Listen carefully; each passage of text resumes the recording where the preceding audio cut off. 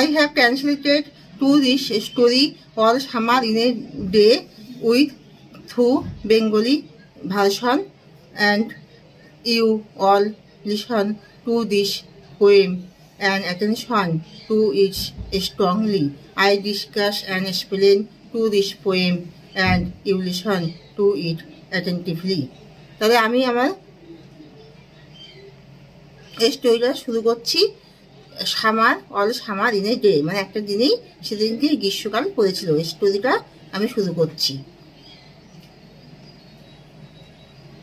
এটা হলো একটা অন্য গ্রহ, মানে এটা হলো বুধ গ্রহের ঘটনা। এটা একটা কাল্পনিক ইমাজিনেশন ইনসিডেন্স।